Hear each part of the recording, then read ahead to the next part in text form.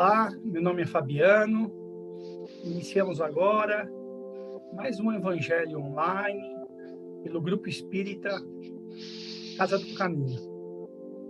A nossa casa fica localizada em São Paulo, na Rua Estado de Israel, número 59, na Vila Mariana. Então, sejam bem-vindos. Eu vou pedindo para cada um de vocês descansar, fechar os olhos, acalmar, serenar, tentar se desconectar do mundo e se conectar em si próprio, buscando fechar os olhos e fazendo uma profunda e calma respiração. Aproveitando para se ligar aos nossos mentores individuais, a toda a equipe de trabalho espiritual, que tão amorosamente já está preparando as nossas casas, os nossos lares, agradecendo imensamente a Itaporã, o mentor maior da Casa do Caminho,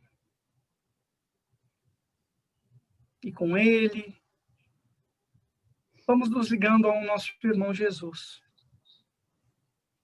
que vem à nossa direção, com seus braços abertos,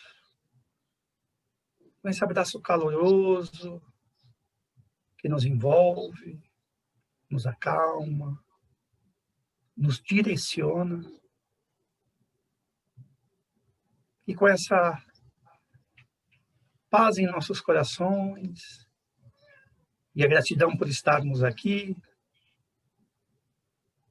vamos nos ligando ao Pai Maior.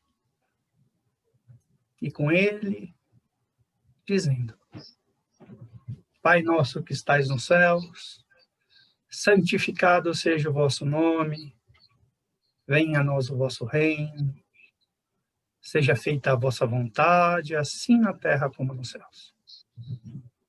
O pão nosso de cada dia nos dai hoje, perdoai as nossas dívidas, assim como nós perdoamos aos nossos devedores.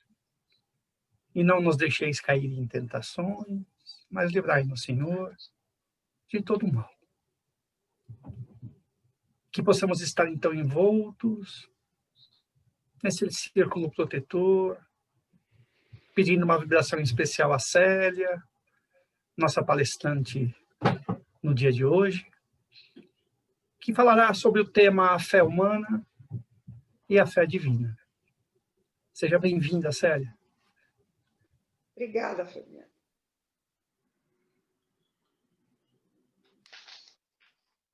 Bom, nós vamos hoje. Primeiro eu quero deixar meu abraço a todos que estão nos vendo e ouvindo. Hoje nós vamos falar sobre um item do capítulo 19 do Evangelho segundo o Espiritismo, cujo título do capítulo é A Fé Transporta Montanhas. E neste capítulo, Kardec, juntamente com os espíritos, eles nos colocam o poder da fé, a fé religiosa, condição da fé inabalável, uma parábola da figueira seca.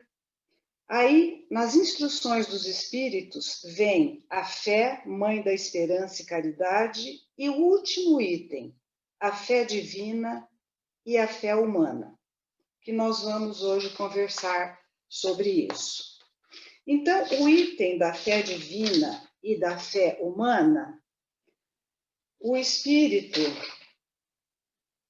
é um espírito protetor, assim se denomina, ele começa assim: a fé é o sentimento inato no homem de sua designação futura. É a consciência que tem das faculdades imensas cujo germe foi depositado nele, primeiro em estado latente, e que deve fazer eclodir e crescer por sua vontade ativa. Então, iniciando esse item do capítulo, esse espírito protetor, ele nos fala, a fé é um sentimento inato, ou seja, é individual. Nós temos esse sentimento em nós. Inicialmente, quando fomos criados, espíritos simples e ignorantes, ela está num estado latente, um germe, que precisa de desabrochar com o exercício da nossa vontade. Então, a fé a gente não prescreve, a gente não impõe, a gente sente. E esse sentir, ele precisa ser consciente. Não pode ser aquela fé cega, aquela fé que é baseada em dogmas, uma fé que não se sustenta pela verdade. Então, qualquer sofrimento, qualquer dor, qualquer dificuldade, se a pessoa não tem essa fé que clareia o seu caminho, ela vai desanimar, ela vai sucumbir, ela vai se desiludir. Ao passo que a pessoa que sente aquela fé que dá à luz a sua vida, ela vai ter forças para superar as dificuldades que surgem no caminho. E a doutrina espírita, ela vem colaborar de uma forma muito precisa na condição de nós desenvolvermos essa fé raciocinada, essa fé que é baseada em verdade. E aí nós vamos também pegar uma pergunta do livro O Consolador, do Espírito Emmanuel, psicografia de Francisco Cândido Xavier, em que ele fala, a pergunta foi feita, poder-se-á definir o que é ter fé? Aí Emmanuel responde, conseguir a fé é alcançar a possibilidade de não mais dizer creio, mas de afirmar eu sei, com todos os valores da razão, tocados pela luz do sentimento. Então, vejam, aqui tem uma chave muito importante. Nós temos que ter um conhecimento que faça a nossa razão, a nossa inteligência entender por que temos fé. Mas se esse conhecimento não for permeado, não for tocados, como diz Emmanuel, pela luz do sentimento, não é aquela fé verdadeira. Então, a fé divina é aquela fé que a gente tem em Deus. É guardar no coração a luminosa certeza de que Deus existe. Agora, todo mundo pergunta quem é Deus? Em todos os tempos, nas culturas. Mas quando Kardec escreveu o Livro dos Espíritos, a primeira pergunta que ele fez foi: o que é Deus? Porque nós temos a tendência de colocar Deus numa figura humana. Só que Deus está muito acima, porque a nossa condição de humanos é ainda uma condição de espíritos que ainda estão caminhando para a perfeição. E Deus é a perfeição. Deus é a inteligência suprema, é a causa primeira de todas as coisas. Se ele é a inteligência suprema, e nós somos o princípio inteligente do universo, nós somos criação de Deus.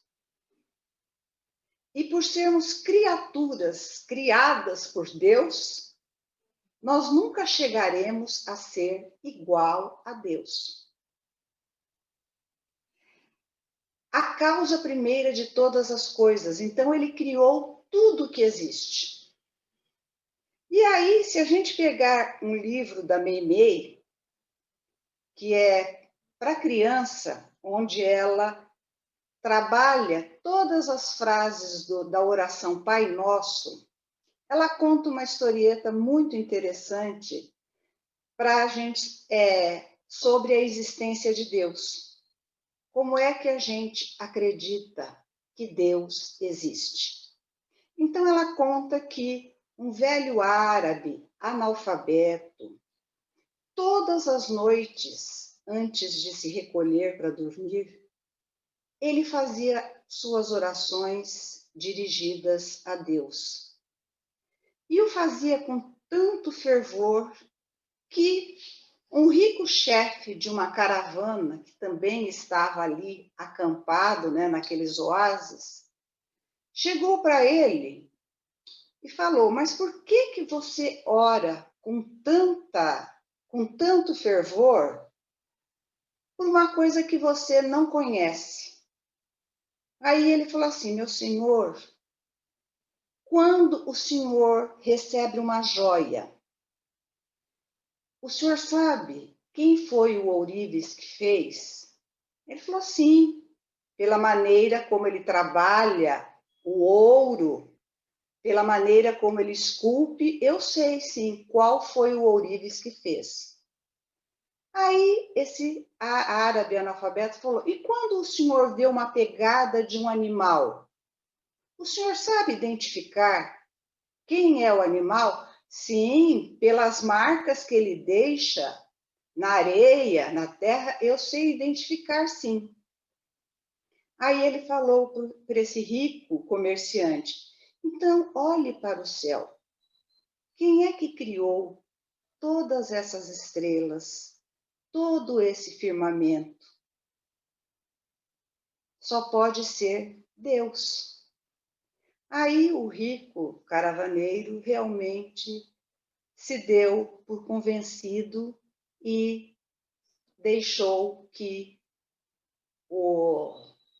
aquele árabe analfabeto continuasse as suas orações e ele passou a ver a natureza, a ver o céu, as estrelas, a lua, o sol, como uma prova de que existe sim um ser acima de todos no universo. Então, essa historieta da Meimei, que se encontra no capítulo 2 do livro Pai Nosso, ela nos deixa numa linguagem bem simples a existência de Deus. A primeira prova somos nós. Hoje, com o avanço da ciência, o corpo humano está praticamente todo dissecado e conhecido. E alguém conseguiu montar uma estrutura como essa?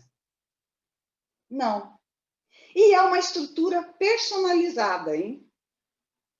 Não existe um corpo igual ao outro. Nós temos características, órgãos semelhantes, mas cada um tem uma peculiaridade, que caracteriza. Tem um DNA próprio, tem uma impressão digital própria, tem traços fisionômicos e um funcionamento que vai ser de acordo com a necessidade de cada um. Então, é a máquina mais perfeita para provar que nós somos criados por esse ser supremo que nós demos o nome de Deus, mas que ele pode receber outros nomes em outras culturas. O nome é o que menos importa. É a gente crer que é uma inteligência suprema, a causa primeira de todas as coisas. Então, Deus é essa inteligência. E nele é que nós devemos agradecer e confiar. Porque até a vinda de Jesus, a figura de Deus era apresentada como um senhor de exércitos, um ser vingador, que castigava, que punia, Quem pecasse, ele punia severamente. Então, ele era temido pelas pessoas. Quando Jesus chegou, ele apresentou o Deus Pai. Aquele Deus que quer que todos os seus filhos caminhem e cheguem até a perfeição. Porque essa é a única fatalidade nossa. A partir do momento que nós somos criados espíritos simples e ignorantes, o nosso destino é a perfeição. Podemos levar séculos, milênios, mas nós vamos chegar. É uma caminhada que não tem retrocesso. Pode ter paradas, mas retrocesso jamais. E cada um vai chegar no seu tempo. Uns chegam rapidamente, né? Não fazem os desvios no caminho como a gente costuma fazer, né? Ah, eu tenho que ir ali. Não, mas acho que eu vou dar uma escapadinha aqui do meu caminho e vou fazer alguma coisa ali e a gente acaba se perdendo. Ou então a gente leva mais tempo. Mas todos nós vamos chegar à condição de espíritos perfeitos. Agora, para nós entendermos que vamos atingir a perfeição, nós temos que acreditar que somos espíritos imortais. Ou seja, estamos provisoriamente num corpo físico, cujo corpo é a nossa necessidade neste momento para corrigirmos alguma coisa que deixamos para trás ou que não aprendemos a lição direito. Então, é um aprendizado constante. Então, a justiça divina, que antes era temida, hoje ela nos dá a explicação por que nós sofremos. Por que nós estamos ainda num planeta de provas e expiações? Porque Deus nos dá a oportunidade de repetirmos lições. E só repetimos lições que não aprendemos. As lições aprendidas, elas já se incorporam ao patrimônio do espírito. Então, ele não precisa mais aprender. Agora, o que nós estamos passando é aquilo que nós tivemos dificuldade de vivenciar. E aí, as situações se repetem, mas não da mesma forma. Os desafios são os mesmos, mas mudam a condição, os personagens, muda a forma, troca-se de lugares, mas a cada encarnação ou reencarnação, nós somos colocados frente aos desafios que tivemos dificuldades em superar. Então, a reencarnação é a prova viva da justiça divina. Ninguém colhe aquilo que não semeou. Ninguém passa por aquilo que não plantou. Então, isso dá aquela perspectiva da gente entender. Se hoje eu sofro, é porque alguma coisa eu deixei de aprender lá atrás. E hoje eu tenho que repetir a lição. Quem é professor sabe muito bem disso, né? A gente ensina uma lição para os alunos, alguns aprendem de primeira. Tem outros que não conseguem. Aí o professor faz uma nova explicação com outras palavras, com outros exemplos, com outros exercícios. Aí uma parte da classe, a maioria aprende, mas tem alguns que não conseguem ainda. Aí a gente pede socorro para os alunos. Por favor, explica para o seu colega essa lição que ele não entendeu. Aí o aluno vai entender, porque o colega fala de igual para igual, né? Então, a justiça divina é assim. Ela nos dá essa chance, né? Então, tem gente que vem, que a gente encontra agora na nossa encarnação atual, que sente a fé uma coisa inata. Tem outras pessoas que não conseguem ter fé. É uma coisa difícil dela entender, porque a fé tem que ser entendida. Por que eu creio? no que eu creio. Se a gente não tiver razões para embasar esse raciocínio e depois permear com o sentimento, nós vamos ter aquela fé cega, na crença de um Deus à semelhança do ser humano que pode falhar. Aí ele é injusto. Então aí a gente não acredita mais. Então, o espírito imortal é aquele que tem a oportunidade infinita de crescimento. E quando a gente fala infinita, é uma coisa que também foge ao nosso pequeno raciocínio do momento. A gente não consegue entender. Não conseguimos entender o sentido de perfeição, de infinito. E muito menos ainda conseguimos entender a mensagem de Jesus. Aí veio o Espiritismo trazer esclarecimentos sobre essa mensagem para que a gente tenha aquela fé divina de confiança, de nas dificuldades saber: eu estou sendo conduzida por um Pai que está me dando a oportunidade de caminhar, está me dando a oportunidade de, quando eu caio, eu me levantar e prosseguir a minha caminhada. Então, essas explicações que nós temos hoje mais claras com a doutrina espírita foram todas trazidas por Jesus, que falou de uma linguagem mais fixada nos costumes do povo que ele veio naquela época, nos judeus, mas que elas podem ser agora aclaradas pela doutrina espírita. E a outra coisa, nós temos o livre-arbítrio. Nós só fazemos aquilo que nós queremos ou devemos fazer. Então, nesse momento, a vontade que foi citada antes nesse trecho do Evangelho segundo o Espiritismo por Emmanuel, a vontade é aquela potência que nós viemos aquinhoados para desenvolver a inteligência e desenvolver o sentimento. Então, nós temos que exercitar a vontade para direcionarmos o nosso livre-arbítrio para o caminho certo que temos a seguir. Tem pessoas que vêm na vida e deixam a vida me levar, né? A vida vai me levar para onde quiser, eu sou light. Não. Mas aí, onde é que está o controle da pessoa, dessa vida que ela recebeu, para melhorar-se?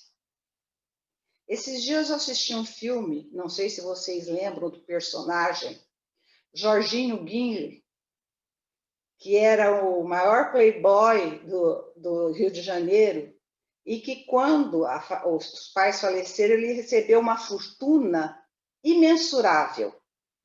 E aí ele falou, não preciso trabalhar.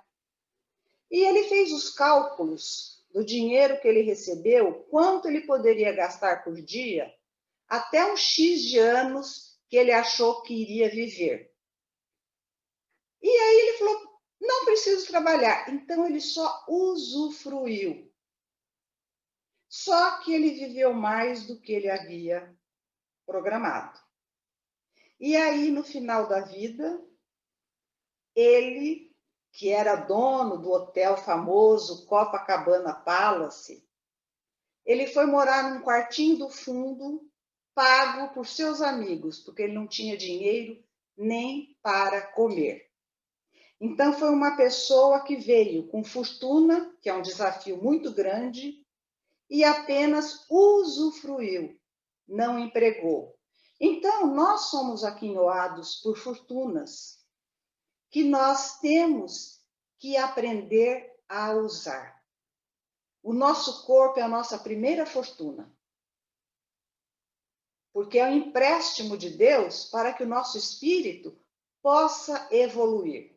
E quando a gente ouve os espíritos que que estão na erraticidade, ou seja, no plano espiritual, eles nos dizem que a maior evolução do espírito ocorre quando ele está reencarnado.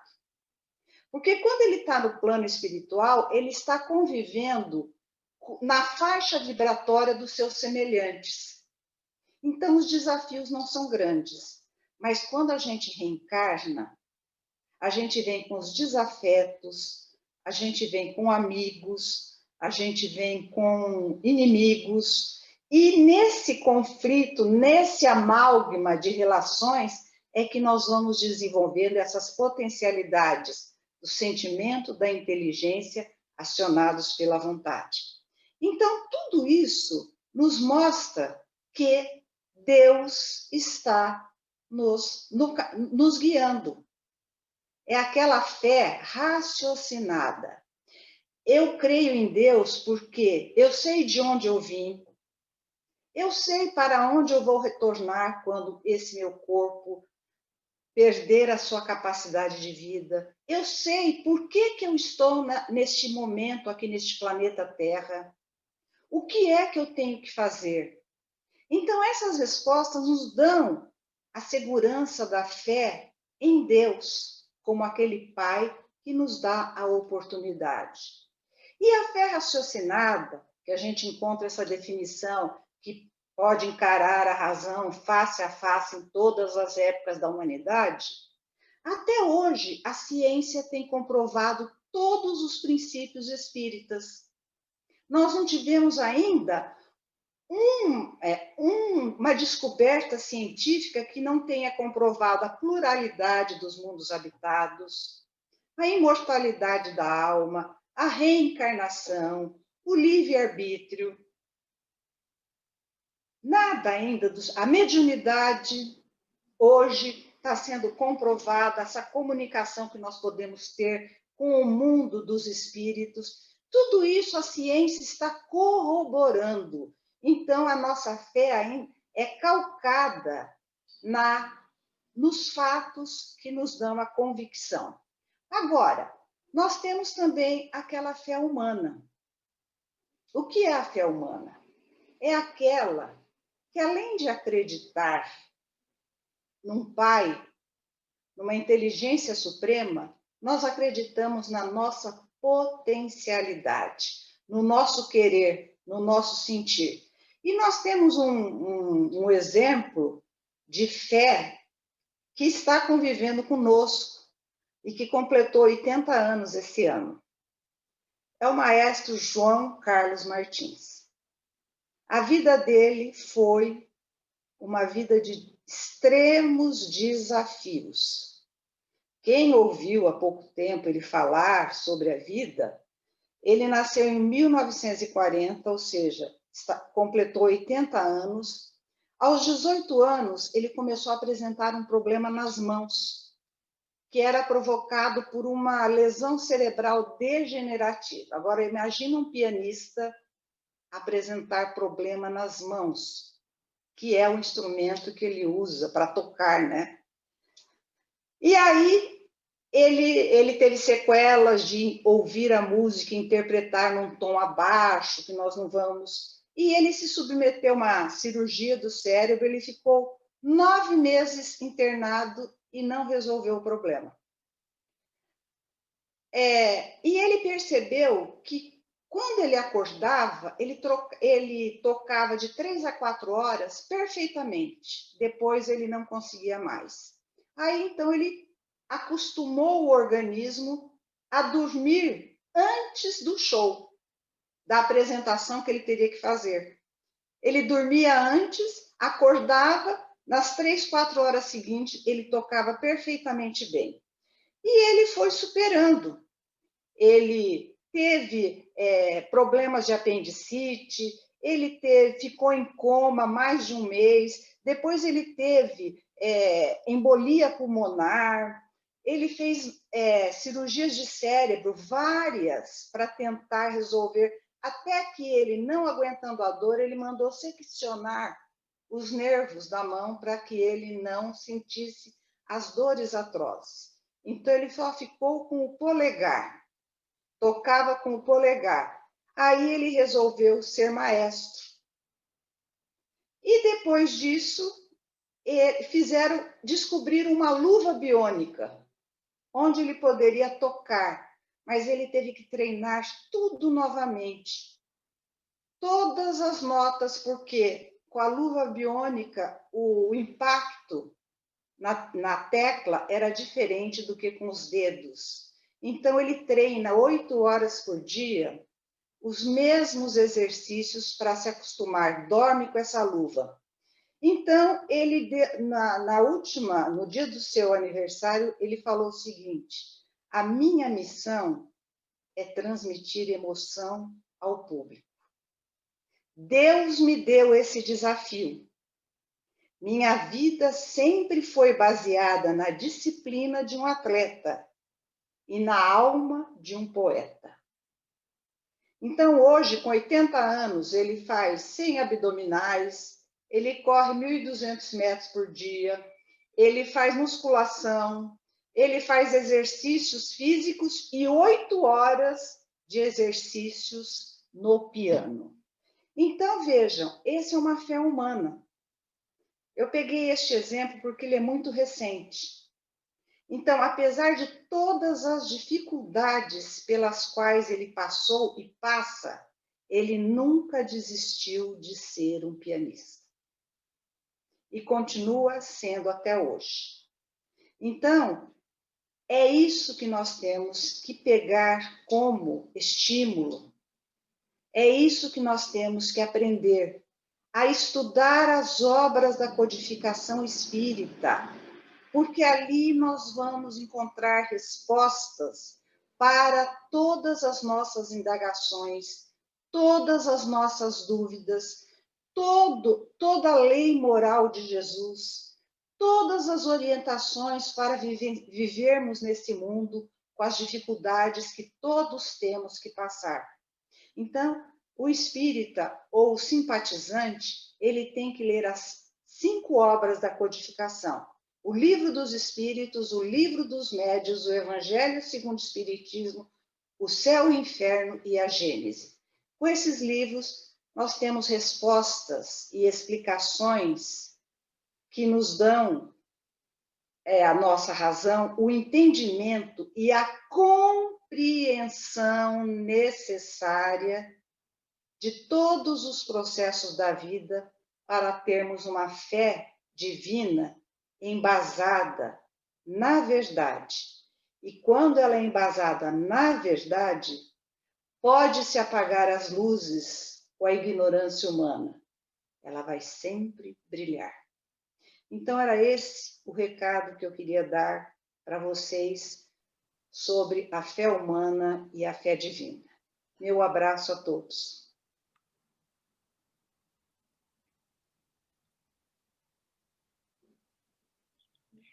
E agora, queridos amigos, é chegado o momento de nossas doações, porque vibrar é doar. Doar amor pelo nosso pensamento elevado. E assim, respirando, calma e profundamente. E acima de tudo, irmanados no mais profundo sentimento fraterno, vibremos. Paz para o planeta Terra e fraternidade entre todos os povos e nações. Para todos os governantes do planeta, vibremos sabedoria, responsabilidade e amor. Sustentação para os homens de bem em suas missões em todo o planeta, e em especial nesse momento que atravessamos a todos os profissionais da saúde e áreas relacionadas. Muita fé e proteção espiritual a todos os brasileiros. Saúde aos enfermos do corpo e da alma. Compaixão para aqueles que ainda não estão no caminho do bem. Amparo e proteção às crianças e aos idosos. Discernimento aos jovens. Sustentação para todas as casas de oração e caridade, e em especial para a Casa do Caminho, seus trabalhadores e obras sociais.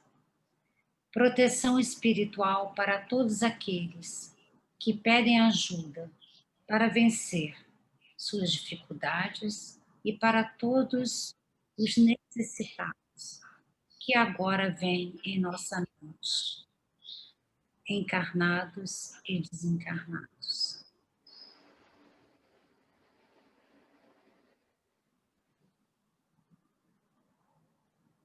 União, fé e paz espiritual para todos os núcleos familiares, principalmente para aqueles que estão passando por dificuldades, por doenças ou perda de entes queridos.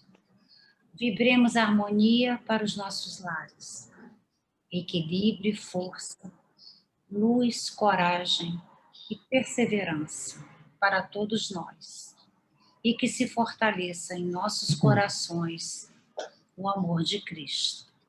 Que assim seja, graças a Deus.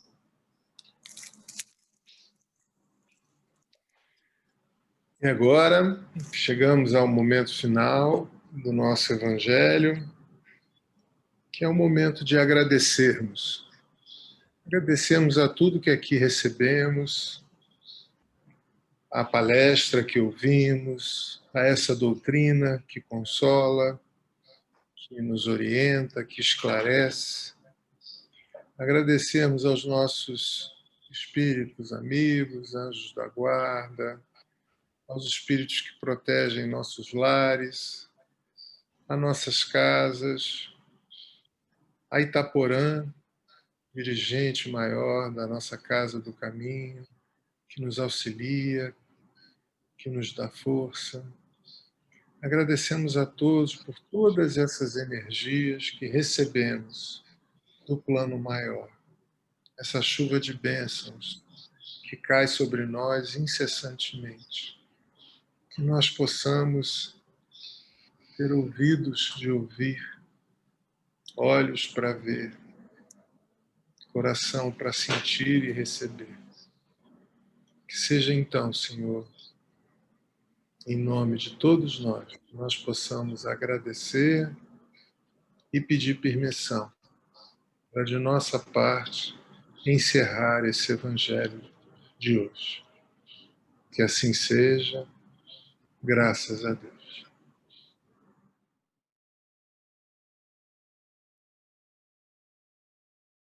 A Casa do Caminho sempre se preocupa com o bem-estar de seus irmãos.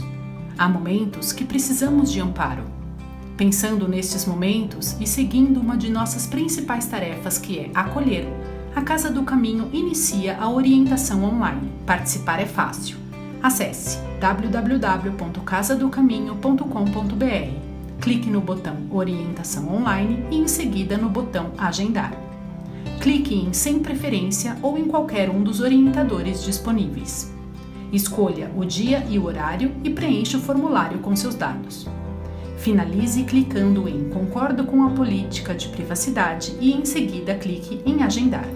Pronto, agendamento realizado. No dia e horário marcado, o orientador entrará em contato com você. Conte com a gente. Agora é à distância, mas em pouco tempo será bem de perto.